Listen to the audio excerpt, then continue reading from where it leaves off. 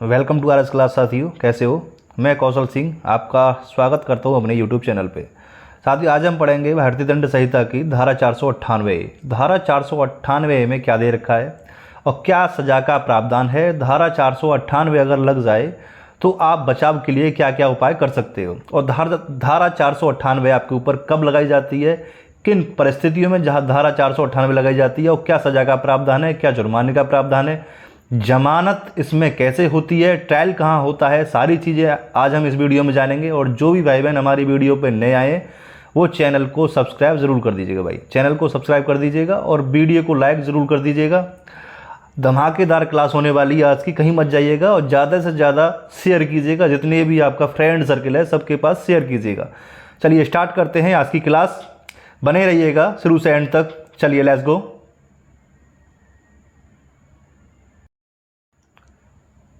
चलिए दोस्तों देखते हैं और स्टेप बाय स्टेप सारी प्रक्रिया समझेंगे इसकी। ध्यान से देखिएगा, स्क्रिप्ट मत कीजिएगा वीडियो को।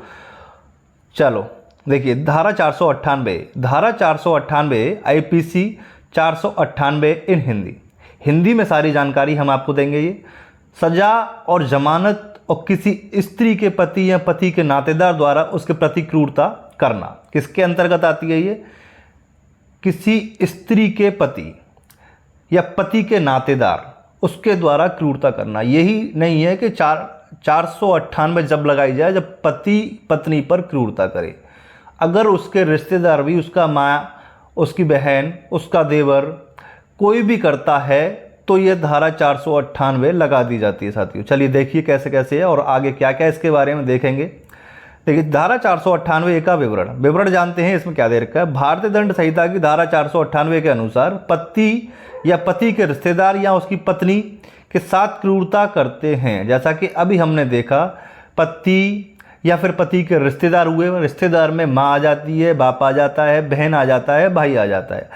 इन किसी भी कैंडिडेट में से अगर पत्नी के साथ क्रूरता की जाती है तो साथियों धारा 498A डालने के लिए वो एप्लीकेबल होगी। साथियों धारा 498A का उसे सारा मिल सकता है। और क्या क्या इसमें नए नए रीजन जोड़े गए हैं जो सरकार की तरफ से आए, क्या क्या जोड़े गए हैं, क्या हो सकता है अगर धारा 498 डल जाए तो, और इसका बचाव का कारण क्या है, सारी चीज़ें जानेंगे। चलिए आगे देखते हैं आगे क्या दे रखा है इसमें। देखिए साथियों आगे दे रखा है इसमें धारा 498A सजा का क्या प्रावधान दे रखा है। अगर धारा 498A आपके ऊपर लग जाती है तो सजा का प्रावधान है 3 वर्ष का कारावास और जुर्माना से दंडित किया जाएगा। देखिए साथियों क्या होगा इसमें कि 3 वर्ष का जो कारावास है वो तो है ही साथ में, प्लस इसमें जुर्माना और ऐड कर दिया जाता है। ये नहीं कि जुर्माना ही हो या फिर 3 वर्ष की सज़ा हो, दोनों ऐड करके ये सज़ा बुलती है। जुर्माना है 3 साल का प्लस 3 वर्ष का सज़ा है और प्लस जुर्माना है। इसमें जितना भी जुर्माना कोर्ट डिसाइड करे उतना। एक और आ जाती है इसमें कि अगर जुर्माना फिर भी ना दे तो सज़ा उसकी और इंक्लूड कर दी जाती है, जितना कि वो जज साहब जो है जो तय करे, अदालत जो है तय करे। चलिए आगे देखते हैं, जानकारी लेते हैं इसके बारे में। और देखिए साथियों आगे आ जाते हैं। देखिए स्पष्टीकरण इस धारा के अनुसार क्रूरता से निम्नलिखित आशय हैं। क्रूरता से क्या क्या आशय हैं स्पष्टीकरण दे रखा है इसमें। सबसे पहले हम समझेंगे। देखिए का जानबूझकर ऐसा व्यवहार करना जो शादीशुदा महिला को आत्महत्या करने के लिए या उसके शरीर के किसी अंग या उसके जीवन को नुकसान पहुंचाने के लिए, जो चाहे मानसिक हो या शारीरिक हो, उकसाए। ठीक है साथियों, काम का क्या आ जाता है, काम में आ जाता है किसी शादीशुदा महिला को आत्महत्या करने के लिए प्रेरित करता है या फिर मानसिक उत्पीड़न करता है या फिर शारीरिक पीड़ा देता है। ये सारी चीज़ें इसमें आ जाएंगी। अगर ऐसा करता है या ऐसा उकसावे की कोशिश करता है वो, तो वो धारा 498A के अंतर्गत अपराध की श्रेणी में आएगा। साथियों खा क्या कहता है। देखिए खा कहता है शादीशुदा महिला के माता पिता, भाई बहन या अन्य रिश्तेदार से किसी संपत्ति या कीमती वस्तु जैसे सोने के जेवर, मोटर गाड़ी आदि की गैर कानूनी मांग पूरी करवाने के लिए या ऐसी मांग पूरी न करने के कारण उसे तंग किया जाना है। देखिए साथियों क्या होता है कि ऐसा ही नहीं है कि शारीरिक पीड़ा दी जाए या मानसिक पीड़ा दी जाए। अगर मान लीजिए आप उससे कहते हो कि 3 लाख रुपए लेके आ, बहू से कहते हो, या फिर कहते हो 4 लाख रुपए लेके आ, और प्लस कहते हो कि एक गाड़ी लेके आ, तो ये क्या हुआ, धारा 498 की श्रेणी में ये आ जाएगा। चाहे आप उसे मारो मत, ठीक है, ये ऐसा लेकिन होता नहीं है, मार भी संग लगाई जाती है, क्योंकि ये तो प्लस लेके चलते हैं ब्याज में, ठीक है। तो मारपीट भी करते हैं पत्नी के साथ, और अगर मारपीट ना करे, सिर्फ उससे ये कह दे कि अपने बाप से 4-5 लाख रुपए लेके आओ और एक गाड़ी लेके आओ, तो भी वो दहेज की उसको क्रूरता को पार करता है। यानी 498 डालने के लिए महिला एप्लीकेबल होगी साथियों इस परिस्थिति में भी। चलिए आगे देखते हैं। देखिए आगे देखते हैं क्रूरता के उदाहरण। क्रूरता के क्या क्या उदाहरण दे रखे हैं समझते हैं। देखिए, दहेज की लगातार मांग से क्रूरता, यानी दहेज की मांग लगातार की जा रही हो, शादी के लगातार, यानी 4 साल हो गए हो या 5 साल हो गए हो, दहेज की मांग लगातार की जा रही हो, तो दहेज की लगातार मांग से क्रूरता। झूठी और द्वेषपूर्ण मुकदमेबाजी द्वारा क्रूरता, यानी उस पर झूठी और मुकदमेबाजी भी करते हैं, ठीक है, उसके द्वारा उसे परेशान करते हैं। कुल मिला के ये है कि उसे ऐसा परेशान कर दिया जाए कि वो घर में ना रहे और अपने माँ बाप से जाके कह दे कि उस घर में मुझे नहीं रहना है, या फिर कुछ भी हो, कैसे भी करके उसे तंग करते हैं पैसे के लिए, गाड़ी के लिए, तो वो दहेज की क्रूरता में आ जाएगा साथी। देखिए साथियों, वंचित और बेकार की आदत से क्रूरता। देखिए, बेकार की जो आदत होती है, जैसे बैड एक्टिविटी होती है, कोई भी कुछ भी करता है, वो भी क्रूरता की श्रेणी में आ जाएगा। तो ये भी धारा 498A के अंतर्गत अपराध है। क्या है धारा 498A के अंतर्गत, ये भी अपराध की श्रेणी में आएगा साथियों। वैवाहिक संबंधों द्वारा क्रूरता। वैवाहिक संबंधों द्वारा, जो वैवाहिक संबंध है उसमें भी क्रूरता अगर बढ़ती जा रही है, तो ये धारा 498A के अंतर्गत अपराध की श्रेणी में आएगा साथियों। चलिए आगे देखते हैं। देखिए, थोड़ा बड़ा करते हैं इसे। देखिए आगे देखते हैं, आगे क्या कह रहा है। आगे कह रहा है गैर। देखिए, दहेज की मांग के लिए उत्पीड़न और क्रूरता, बालिका की स्वीकृति न होने से क्रूरता। देखिए, दहेज की मांग को लेकर, या फिर कोई अगर बच्चा नहीं हो पा रहा है, उसको लेकर उसे अगर परेशान किया जाता है, उसके साथ क्रूरता की जाती है, तो भी 498 डालने के लिए वो एप्लीकेबल होगी साथी। किन किन परिस्थितियों में होगी ये हम देख रहे हैं, तो भी 498 डालने के लिए वो एप्लीकेबल होगी महिला साथी। और देखते हैं, पत्नी को लिंग निर्धारण परीक्षण के लिए मजबूर करते क्रूरता, शुद्धता पर झूठे हमलों से क्रूरता, बच्चों को ले जाकर क्रूरता। देखिए, अगर पत्नी के, अगर मान लीजिए सपोज कीजिए कि ए नाम का पति है, बी नाम की पत्नी है, इसके अगर लड़की हो रही है, तो अगर कोई दूसरा बच्चा या तीसरा बच्चा या चौथा बच्चा अगर वो कहता है कि इसका लिंग परीक्षण करवाया जाए, तो भी ये क्रूरता की श्रेणी में आ जाएगा। तो भी आप ये नहीं करवा सकते हो, वो भी क्रूरता की श्रेणी में आएगा। या फिर झूठे हमले करवाना, आरोप लगाना उस पर, झूठे कैसे भी करके आरोप लगाना, या बच्चों को लेकर जाकर क्रूरता करना, कैसे भी करना, तो ये धारा 498 के अंतर्गत साथियों आ जाएगा, अपराध की श्रेणी में आएगा साथियों। आगे देखते हैं। देखिए आगे देखते हैं। देखिए साथियों, छोटा सा है, आगे देखते हैं। आगे क्या कह रहा है, ये आगे कह रहा है, पत्नी को चोट पहुंचाना या मारना या शारीरिक रूप से चोट पहुंचाना, शराब के प्रभाव में या नहीं। देखिए साथियों, ये नहीं है कि अगर शराब पी के व्यक्ति आया है और पत्नी के साथ मारपीट करता है या शारीरिक चोट पहुंचाता है, तो वो धारा 498 के अंतर्गत अपराधी नहीं होगा। जी साथी, होगा चाहे वो शराब पीकर आया हो या ना पीकर आया हो। वो अगर ऐसी हरकतों से बाज नहीं आता है, अगर वो ऐसी हरकत करता है पत्नी के साथ, तो धारा 498A के अंतर्गत वो अपराध की श्रेणी में आएगा और वो महिला धारा 498 का केस दायर कर सकती है कोर्ट में। और देखते हैं साथियों, पति द्वारा क्रूरता या पति के रिश्तेदारों द्वारा। ये नहीं कि पति द्वारा ही क्रूरता मान्य होगी, अगर पति के रिश्तेदार भी करते हैं। देखिए, धारा 498A केवल पति द्वारा या उसके रिश्तेदारों द्वारा किए गए कृत्यों या चूक तक ही सीमित है प्रासंगिक मामलों के कानूनों को। देखिए, रिश्तेदारों तक ही सीमित है, पति भी कर सकता है, अगर रिश्तेदार भी कर रहे हैं उसके, तो भी वो क्रूरता की श्रेणी में साथियों आएगा साथियों। चलिए आगे देखते हैं क्या कह रहा है। आगे कह रहा है, पढ़ने से पता चलता है कि आमतौर पर माता पिता, बहनें और भाई यानी पति के तत्काल परिवार पर इस धारा के तहत मुकदमा चलाया जाता है।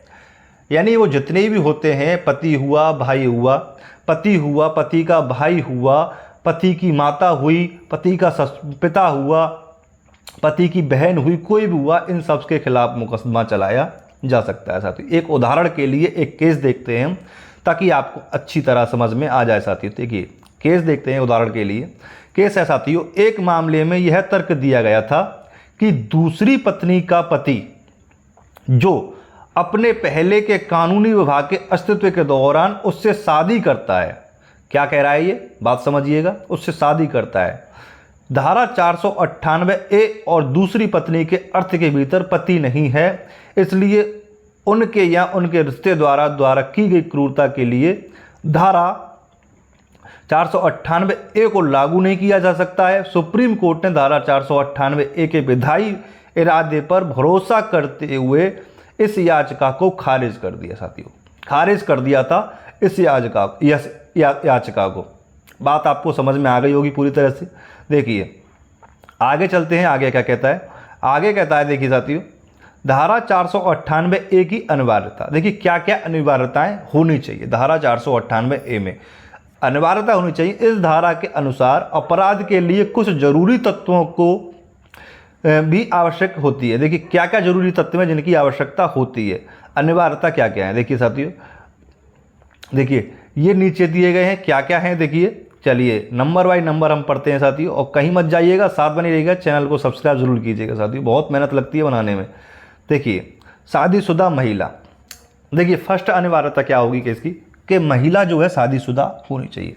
ये नहीं कि महिला शादीशुदा है नहीं, किसी से प्रेम संबंध चल रहा है तो वो उसके खिलाफ दहेज का मुकदमा डाल दे, नहीं, महिला शादीशुदा होनी चाहिए। इस धारा को शादीशुदा महिला को उनके पति व ससुराल के द्वारा किए जाने वाले अत्याचारों से बचने के लिए भारतीय दंड संहिता में शामिल किया है, इसलिए महिला का शादीशुदा होना आवश्यक है। जैसा कि हमने कहा अभी, ये नहीं है कि ए नाम का व्यक्ति बी नाम के व्यक्ति से प्यार करता है और ये फिर इसे छोड़ देता है, तो बी नाम की महिला का ये कर्तव्य नहीं होगा कि वो 498A के खिलाफ डाले, नहीं, जब तक शादी नहीं होगी जब तक 498 वो ए के खिलाफ नहीं डाल सकती है।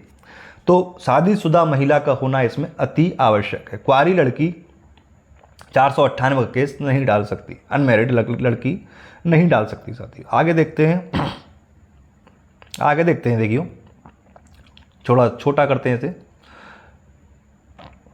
देखिए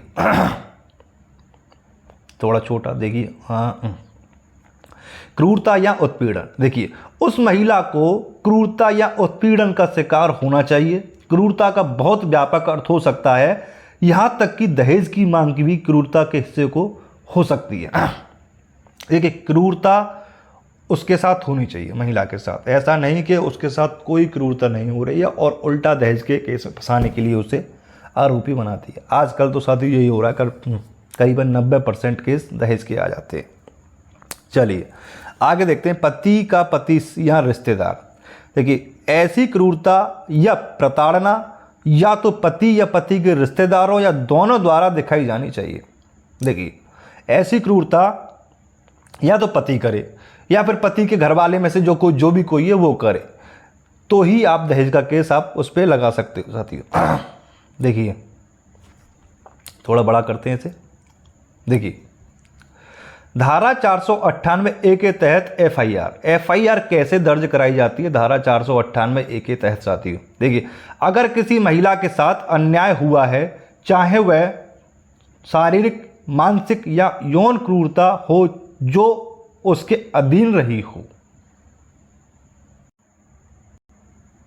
चलिए साथियों, तो उससे अधिकारियों से संपर्क करने में शर्म नहीं करनी चाहिए। न्याय पाना गलत काम करने वालों को दंडित करता है। देखिए क्या है, न्याय पाने के लिए उसे अधिकारियों से शिकायत करनी चाहिए। धारा 498A वकीलों द्वारा कोर्ट में अप्लाई कर देना चाहिए। ये अन्याय नहीं है, अगर वो दोषी पाए जाते हैं तो उन्हें दंडित करना कानून का फर्ज है साथियों। चलिए साथियों आगे देखते हैं, आगे क्या कहता है। आगे कहता है देखिए, और ऐसे पति या पति के रिश्तेदारों से किसी भी तरह की भविष्य के नुकसान से पीड़ित को बचाने के लिए अधिकारियों से संपर्क किया जाना चाहिए, जैसा कि अभी हमने ऊपर देखा साथियों। चलिए आगे देखते हैं, आगे क्या क्या कहता है ये। देखिए आगे आगे है इसमें, देखिए साथियों, चलिए देखिए, एक अच्छा आपराधिक वकील को काम पर रखने के अलावा पहला कदम एफआईआर दर्ज कराना है। पुलिस से तुरंत संपर्क किया जाना चाहिए जो पीड़िता के लिए प्राथमिक दर्ज करेगी। प्राथमिक रिपोर्ट यानी एफआईआर, फर्स्ट इन्फॉर्मेशन, सूचना। देखिए साथियों, यदि पीड़ित बुरी तरह से आहत है या शारीरिक या लिखित शिकायत एफआईआर दर्ज करने के लिए खुद पुलिस स्टेशन जाने की स्थिति में नहीं है तो कोई अन्य दोस्त या रिश्तेदार भी पुलिस से संपर्क कर, हालांकि अगर शारीरिक रूप से पुलिस स्टेशन का दौरा करना उचित नहीं है तो 100 नंबर यानी पुलिस हेल्पलाइन पर कॉल किया जाना चाहिए। यही नहीं है कि वो महिला जाए थाने तो ही रिपोर्ट लिखा पाए, अधिवक्ता के द्वारा भी लिखा सकती है, खुद जाके भी लिखा सकती है। अगर जाने में असमर्थ है तो 100 नंबर डायल करके सूचना दे सकती है। वो पुलिस उसके घर पे आएगी और उसे बिठाल के थाने ले जाएगी, वहाँ पे जाके वो सूचना तहरीर दे सकती है साथियों। चलिए, वहाँ से भी सूचना, उसकी रिपोर्ट दर्ज हो जाएगी 100 नंबर से भी। आगे देखते हैं, देखिए आगे देखते हैं साथियों, आगे देखते हैं आगे क्या है। देखिए, एक बार जब पुलिस के पास ऐसी शिकायत दर्ज हो जाती है तो उससे तुरंत इसे दर्ज करना चाहिए और इससे पीड़िता को कानूनी कार्रवाई के लिए आगे बढ़ने में मदद मिलेगी। अगर पुलिस के पास आप जाते हो तो पुलिस का क्या कर्तव्य बनता है कि तुरंत इसे दर्ज करना चाहिए ताकि पीड़िता को जो है कानूनी कार्रवाई में थोड़ी मदद मिल सके और उससे थोड़ा राहत मिल सके। पुलिस शिकायत या एफआईआर आरोपी या गलत काम करने वाले के खिलाफ कानूनी कार्रवाई शुरू करने के लिए पहला कदम है। देखिए, कानूनी कार्रवाई शुरू करने के लिए पहला कदम होगा। धारा 498A के तहत शिकायत कौन दर्ज कर सकता है? देखिए, शिकायत कौन दर्ज कर सकता है? सीआरपीसी की धारा 198A में अदालत द्वारा आईपीसी की धारा 498A के तहत दंडनीय अपराध का संज्ञान नहीं लेने की बात कही गई है ताकि अपराध की पत्नी या उसके पिता व मां द्वारा की गई शिकायत की पुलिस रिपोर्ट की उम्मीद कर रुक सके भाई बहन, उसके पिता या माता के भाई या बहन अदालत की छुट्टी के साथ रक्त विवाह या दत्तक ग्रहण से संबंधित किसी अन्य व्यक्ति द्वारा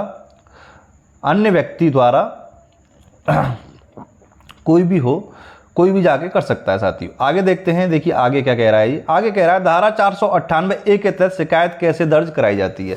देखिए, शिकायत कैसे दर्ज कराई जाती है। भारतीय दंड संहिता प्रक्रिया 1973 धारा 468 में बताया गया है कि आईपीसी 1860 की धारा 498A में वर्णित अपराध का आरोप लगाते हुए अगर कोई शिकायत की जाती है, ध्यान से देखिएगा साथियों, यही मेन पॉइंट है कि कैसे दर्ज की जाती है शिकायत, इसे ही आप ध्यान से देखिएगा। तो यह घटना के 3 साल के अंदर पुलिस थाने में दर्ज करवाई जा सकती है।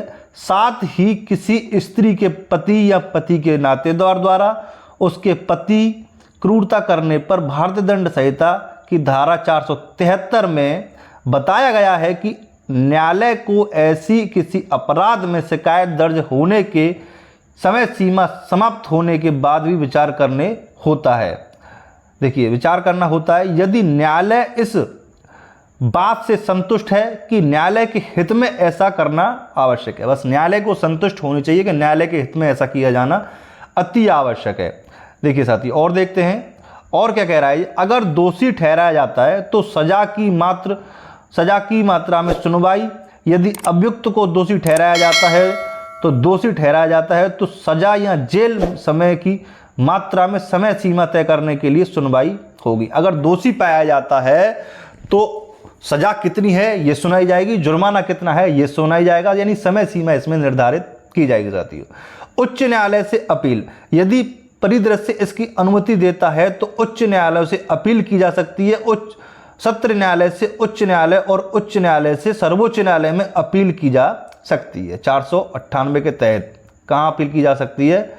उच्च न्यायालय, सर्वोच्च न्यायालय या अपील की जा सकती है साथियों।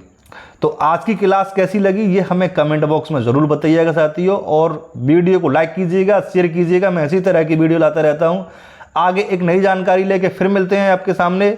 तब तक के लिए वंदे मातरम, जय हिंद साथियों।